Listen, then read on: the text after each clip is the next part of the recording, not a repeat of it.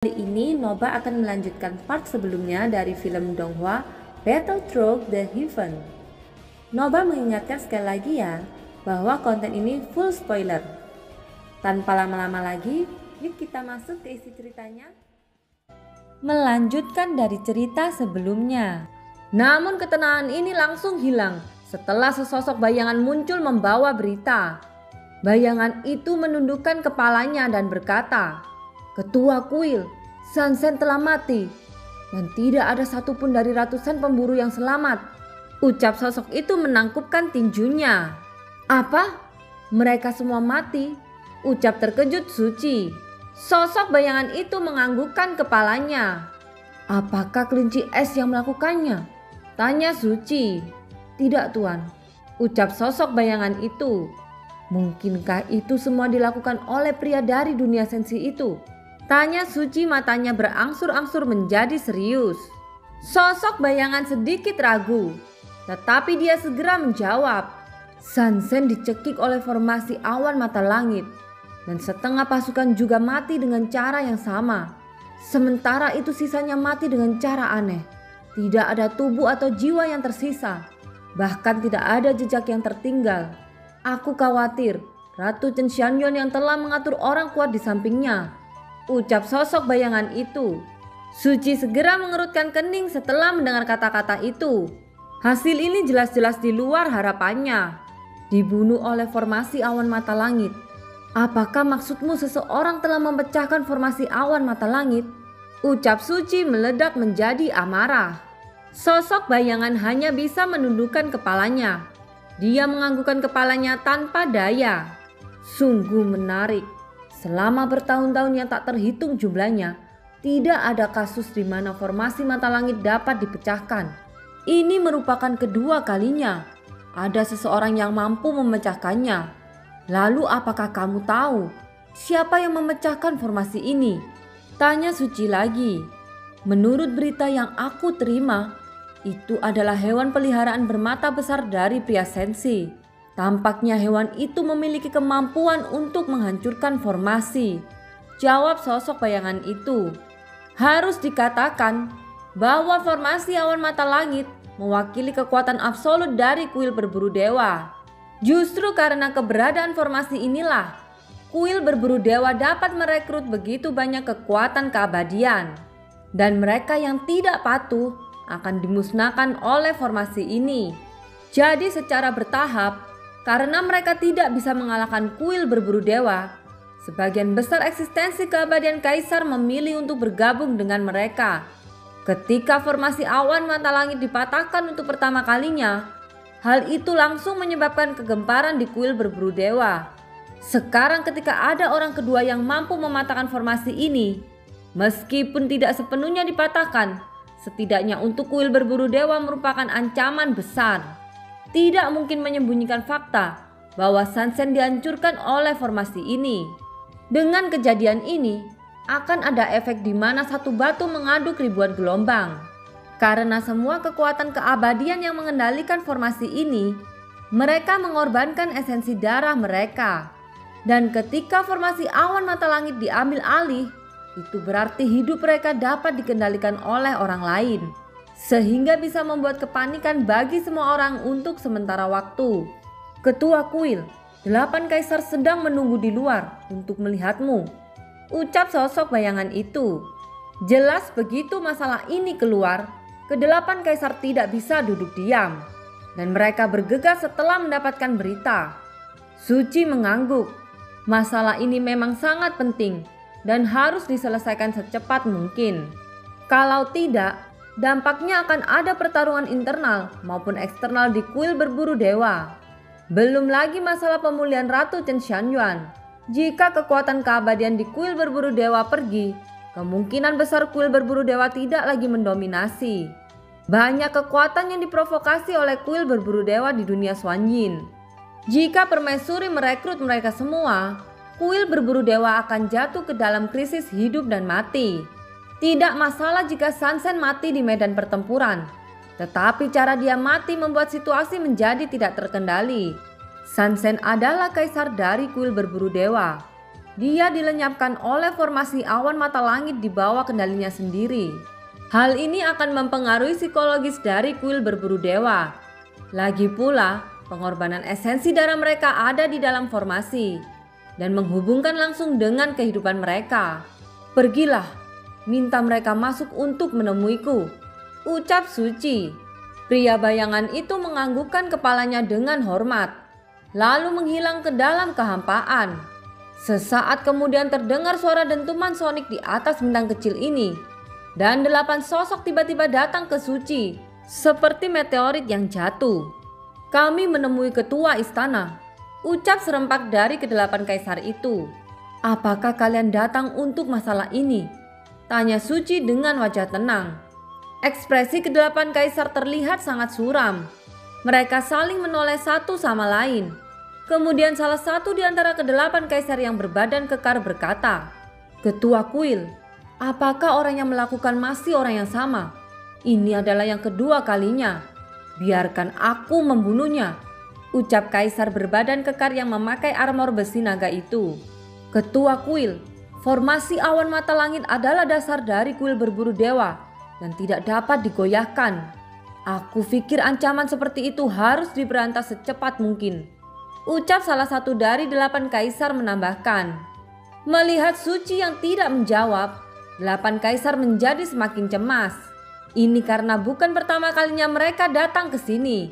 Saat tahanan roh memecahkan formasi awan mata langit, Suci dengan enggan menolak usul mereka yang ingin melenyapkannya. "Kami tahu bahwa ketua kuil masih khawatirkan tentang pemulihan kekuatan Ratu Chen Xianyuan. Ketua kuil dapat yakin kami ke-8 kaisar akan bergabung bersama untuk menghadapi sang ratu. Bahkan jika kami harus membayar harga tertentu, kami pasti bisa membunuhnya. Sebaliknya jika tidak, begitu formasi awan mata langit digunakan oleh sang ratu, kuil berburu dewa pasti akan menghadapi bencana kehancuran. Mohon ketua kuil untuk mempertimbangkan," ucap 8 kaisar berkata serempak. Suci masih tidak berbicara, dan 8 kaisar terus membujuk satu demi satu. Bagaimanapun esensi darah mereka menyatu di dalam formasi itu, sehingga membuat mereka sangat khawatir. Ketika formasi dipatahkan, itu tidak berbeda dengan seseorang telah merebut gerbang kehidupan mereka. Tidak peduli seberapa kuat mereka, jika esensi darah mereka dikendalikan, bahkan jika hidup mereka tidak mati, maka setengah dari hidup mereka akan hilang. "Ketua kuil," ucap 8 kaisar menangkupkan tinju mereka hampir secara bersamaan. Pada saat ini, Suci akhirnya membuka mulutnya. "Pernahkah kalian berpikir bahwa mungkin ada penipuan dalam hal ini?" ucap Suci. "Apa maksud ketua kuil? Itu adalah jebakan yang dirancang oleh sang ratu," ucap kaisar kekar itu. "Selain Sansen, ratusan pasukan juga ikut mati kali ini. Kamu tahu bahwa Sansen dibunuh oleh formasi awan mata langit. Tetapi apakah kamu tahu bahwa lusinan orang sebenarnya mati secara misterius?" ucap Suci. Suci mulai berdiri dan telapak tangannya menjelajahi 2 wanita cantik di sampingnya. "Apakah ada orang kuat yang diatur oleh sang ratu di samping pria misterius itu?" tanya salah satu kaisar. Ekspresi 8 kaisar berubah lagi. Sebelumnya kuil berburu dewa dapat dikatakan memiliki kendali mutlak atas dunia Xuanyin. Tetapi setelah kemunculan Ratu Chen Xianyuan membuat Suci merasakan krisis. Oleh karena itu, dia harus lebih berhati-hati dalam melakukan tindakan. Dari informasi yang dia peroleh sebelumnya, ada orang kuat dengan tubuh keabadian fisik mengikuti Xiaoyan. Tapi kekuatannya paling banyak setara dengan keabadian kaisar langkah kedua. Oleh karena itu, dia mengirim Sansen untuk menyelesaikannya dan mengatur formasi awan mata langit jika ada sesuatu yang buruk. Tapi apa yang tak terduga adalah, bahkan dengan cara seperti itu, Sansen masih tidak dapat membunuh Xiaoyan. Hal ini sudah menunjukkan bahwa situasinya jauh lebih rumit dari yang dibayangkan. Apa sebenarnya identitas orang ini, sehingga bahkan membuat sang ratu bangkit? Tanya 8 kaisar. Seseorang yang bahkan membuat sang ratu tiba-tiba pulih. Menurutmu identitas seperti apa dia? Ucap Suci perlahan meletakkan tangan di belakang punggungnya. Berapa kali aku terpikat sehingga bahkan Yu tahu bahwa itu jebakan. Bagaimana mungkin kalian masih tidak mengerti?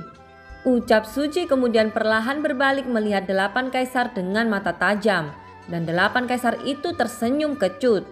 Meskipun aku tidak tahu dengan cara apa dia memanipulasi formasi mata awan langit, tetapi itu bukan terobosan. Kalian tahu bahwa formasi itu memiliki roh sehingga mampu mempertahankan diri. Jadi untuk saat ini semua orang tidak perlu terlalu khawatir. Ucap Suci lagi. Saat kata-kata itu keluar, ke-8 kaisar berangsur-angsur menjadi tenang. Apa yang mereka khawatirkan bukanlah saat tahanan roh membuka formasi awan mata langit dan mengubahnya, tetapi mereka khawatir tahanan roh memiliki kemampuan untuk menghancurkan formasi itu. Jika mereka benar-benar menyerang kuil berburu dewa, maka ini akan menjadi bahaya besar yang tersembunyi. Apakah maksud dari ketua kuil untuk membiarkannya pergi? Tanya kaisar bertubuh kekar. Suci meliriknya lalu berkata, Yuanwei, jika kamu tidak takut, maka pergilah dan tangkap orang yang telah mengendalikan formasi awan mata langit. Kamu dapat membunuh semua orang, kecuali pria dari dunia sensi itu. Aku menginginkan orang itu. Ucap Suci kepada pria berbadan kekar yang bernama Yuanwei. Perintah dimengerti. Ucap Yuanwei. Tapi ada satu hal yang harus kamu ingat. Kamu tidak diizinkan menggunakan formasi awan mata langit. Ucap Suci sedikit memiringkan kepalanya. Aku punya semua informasi tentang pria dari dunia sensi itu. Orang itu dijaga oleh pria keabadian fisik dan juga kelinci es di sisinya. Kecuali kelinci es itu yang sangat merepotkan. Sisanya bukan suatu ancaman. Selama kelinci es dan pria keabadian fisik bisa diatasi, maka pria dari dunia sensi itu berada dalam genggamanku. Ucap Yuanwei. Setelah selesai berbicara, Yuanwei berbalik dan bersiap untuk pergi.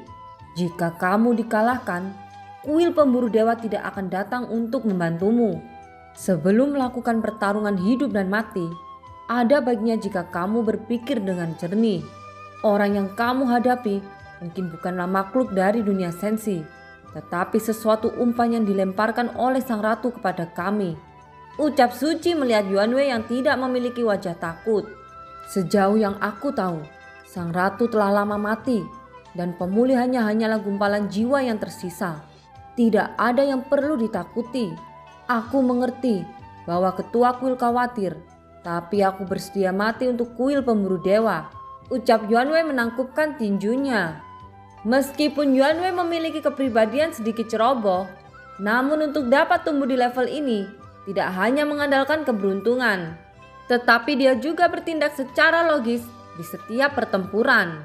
Saat ini Suci menatap Yuanwei dengan mata tegas dan pada akhirnya dia mengangguk. Setelah selesai berbicara, Yuanwei tidak ragu-ragu lagi. Sosoknya melesat menjadi pelangi panjang yang menghilang. Ketika melihat sosok Yuanwei berangsur-angsur menghilang, Suci memandang ketujuh kaisar lainnya. Kalian bertujuh harus ingat bahwa tidak peduli apakah Yuanwei menang atau kalah, kalian tidak boleh melakukan tindakan. Jika ini benar-benar jebakan yang dibuat oleh ratu, begitu kalian mengambil tindakan, itu sama saja dengan menyatakan perang. Jadi jangan bertindak gegabah ketika kamu tidak memiliki informasi yang akurat. Ucap Suci. Setelah mendengar kata-kata itu, ketujuh kaisar semuanya mengungkapkan ekspresi wajah serius. Mereka sama sekali tidak meragukan penilaian Suci, dan mereka semua mengangguk setuju. Sang ratu telah meninggalkan bintang Xiaoyu. Dikatakan bahwa dia telah tiba di bintang Wanxiang. Bintang Wanxiang adalah salah satu bintang dengan sumber daya terkaya di dunia Xuanyin. Meskipun bintang ini telah lama menyerah kepada kuil pemburu dewa, tetapi bintang itu sangat menghormati sang ratu. Jika bintang Wanxiang berbalik dan melawan kita, itu benar-benar tidak menguntungkan bagi kita. Ucap Suci. Suci secara alami mengetahui hal ini. Meskipun saat ini kuil pemburu dewa menjadi kekuatan terkuat di dunia Xuanyin, secara alami dia lebih rendah dari permaisuri dalam hal latar belakang. Terlebih lagi orang-orang yang setia kepada sang ratu pasti akan berkumpul setelah mengetahui sang ratu dalam pemulihan. Yang paling ditakuti Suci adalah selain sang ratu, ada para monster tua yang pernah bertarung di sisi permaisuri. Mengetahui bahwa sang ratu akan pergi ke bintang Wanxiang, pasti ada beberapa alasan. Suci masih tidak tahu mengapa sang ratu pulih. Namun sejauh ini sang ratu tampaknya tidak menunjukkan permusuhan apapun terhadap kuil pemburu dewa. Karena itu Suci bertindak sangat hati-hati. Jika pemulihan sang ratu tidak mengancam kuil pemburu dewa, maka tidak perlu memprovokasi sang ratu. Bagaimanapun dalam hal keagungan, sang ratu mengakar kuat di hati semua orang di dunia Xuanyin. Dia khawatir selama sang ratu memberi perintah, akan ada banyak eksistensi kuat yang akan berdiri di sisi sang ratu. Lalu ketua kuil, apa yang harus kita lakukan selanjutnya? Tanya salah satu kaisar. Tai Qing dan Gu Sanshu, kalian berdua segera pergi ke bintang Wanxiang. Tujuan perjalanan ini hanya untuk mencari informasi. Kalian tidak boleh sembarangan bertindak tanpa seizinku. Ingat, dalam situasi apapun, kalian tidak boleh dengan mudah memprovokasi siapapun, kecuali jika nyawa kalian terancam, ucap Suci. Kedua kaisar yang bernama Tai Qing dan Gu Sanshu menganggukkan kepalanya. Perintah dimengerti, ucap Tai Qing. Di antara 8 kaisar ada 2 seorang wanita. Tai Qing merupakan salah satunya, dan dia juga tampak baru berusia 17 hingga 18 tahun. Dengan rambut biru menggantung di dada dan mengenakan pakaian merah muda, dia bisa memberikan perasaan musim semi pada setiap mata yang memandang. Kecantikan seperti ini sangat langka di dunia Xuanyin. Meskipun begitu, Gu Sanshu yang berada di samping bahkan tidak meliriknya sama sekali. Sepertinya aura murni dan indah yang dipancarkan oleh Tai Qing tidak memiliki godaan sedikit pun untuknya. Lapor ketua kuil, bisakah kamu memilih orang lain untuk misi kali ini? Sejujurnya aku sama sekali tidak cocok untuk perjalanan ini, ucap Gu Sanshu. Adapun penampilan Gu Sanshu, dia tidak terlihat tampan dan bisa dikatakan dia memiliki wajah biasa-biasa saja. Menurut pepatah lama, wajah Gu Sanshu sangat pasaran di dunia ini. Gu Sanshu, apakah menurutmu ada yang salah dengan pengaturanku? Tanya Suci mengerutkan keningnya. Sejauh ini Gu Sanshu tidak pernah mengeluh, bahkan untuk tugas yang sulit sekalipun. Oleh karena itu, Suci merasa sedikit aneh kenapa Gu Sanshu menolak pengaturannya. Bukan itu yang aku maksud ketua kuil. Hanya saja itu, ucap Tai Qing ragu-ragu, dan Tai Qing pun menjawab, kamu menolak karena menjalankan misi bersamaku, ucap Tai Qing sambil melihat Gu Sanshu dengan sekali pandang. Aku ingat bahwa kamu dan Tai Qing tidak banyak berinteraksi. Apakah kalian memiliki dendam pribadi? Tanya Suci memandang keduanya. Tidak, ucap Gu Sanshu tersenyum kecut sambil menggelengkan kepalanya. Mungkin dia berpikir tidak layak berjalan bersamaku, ucap Tai Qing melancarkan serangan pribadi pada Gu Sanshu. Gu Sanshu, jangan memiliki kontradiksi internal. Jika ada masalah katakan saja dan selesaikan, ucap Suci melihat kemarahan di wajah Tai Qing, dan dia bertindak sebagai penengah. Lupakan saja. Lebih menyakitkan untuk mengatakannya, ucap Gu Sanshu tersenyum kecut lalu menggelengkan kepalanya. Kalau begitu baiklah, Yu Qing, kamu bisa pergi dengan Tai Qing, ucap Suci tidak terus bertanya kepada Gu Sanshu. Tidak, ucap kedua wanita yang bernama Yu Qing dan Tai Qing berkata hampir bersamaan. Setelah mereka saling memandang, mereka berdua membuang muka. Seolah-olah kedua wanita itu memiliki kebencian yang mendalam. Melihat sikap kedua wanita itu, Suci langsung merasa pusing. Dia menggosok pelipisnya dan kembali ke tempat duduknya. Masalah ini telah diputuskan. Kalian berdua tidak boleh membuat kesalahan, ucap Suci. Suci terlalu malas untuk berurusan dengan kedua wanita ini. Jadi dia menggunakan nada marah saat berkata. Kedua wanita itu hanya mengertakkan gigi dan tidak punya pilihan selain mengangguk. Pergi ke timur, bodoh, tempatnya ke utara, ucap kedua wanita itu. Di udara sebelum berangkat, Mereka mendengar bahwa kedua wanita itu mulai berdebat hanya karena menentukan arah yang berbeda. Melihat pemandangan ini, Suci mengambil nafas panjang lalu bergumam, "Pantas saja Gusanshu tidak menginginkannya. Dasar jalang tua seperti harimau. Wanita yang berusia puluhan ribu tahun masih merasa seperti remaja dan berpura-pura lembut," gumam Suci sambil menggelengkan kepalanya. Kelima kaisar yang belum pergi, semuanya menatap dua sosok secara bersamaan di kejauhan. Mereka bisa melihat bahwa keduanya saling cekcok dan sepertinya mereka ingin berkelahi. Segera dahi kelima keabadian kaisar ditutupi dengan garis-garis hitam. Mereka semua berpikir jika keduanya bertindak seperti ini, apakah mereka bisa menjalankan misi yang diberi ketua kuil? Setelah suara berisik kedua wanita itu berangsur-angsur mereda, Suci berbicara secara perlahan. "Adapun kalian berlima, kalian harus pergi ke suatu tempat, yaitu Istana Keabadian Nirvana," ucap Suci. "Istana Keabadian Nirvana?" teriak terkejut mereka berlima. Dan film pun berakhir. Terima kasih ya yang sudah nonton Nobas sampai akhir. Sampai jumpa.